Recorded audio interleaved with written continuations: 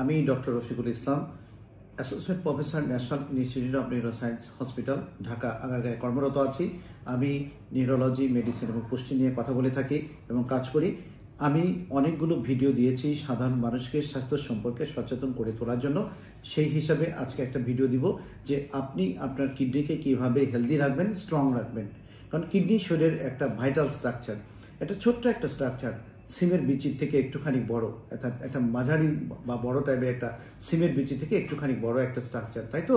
এরকম একটা স্ট্রাকচার, এটা কিন্তু শরীরের ভেরি ইম্পর্টেন্ট একটা স্ট্রাকচার, যেটা না হলে আপনি কিন্তু বেশি দিন বাঁচতে পারবেন না। যেটা খারাপ হয়ে গেলে আপনার শরীরে বিভিন্ন ভাইটাল স্ট্রাকচারগুলোকে ইনভলভ করবে থাকবে। কিডনির মেইন কাজটা কি? 1 নম্বর কাজ হলো শরীরের বিভিন্ন বর্জ্য পদার্থ শরীর থেকে বের করে দেয়, ডিটক্সিফিকেশনে হেল্প করে থাকে।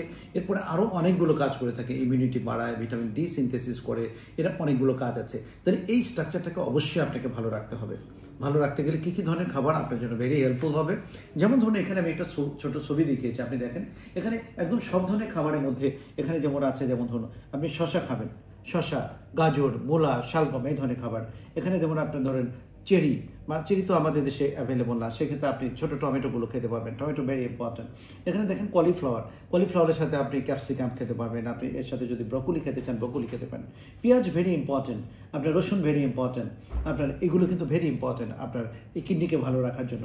এরপরে কী আছে, যেমন ধরুন আপনি এখানে কিছু ফিশ খেতে পারবেন, যে কোনো ধরনের ফিশ, আমাদের দেশে অ্যাভেলেবল সব ধরনের ফিশ পাওয়া যায়।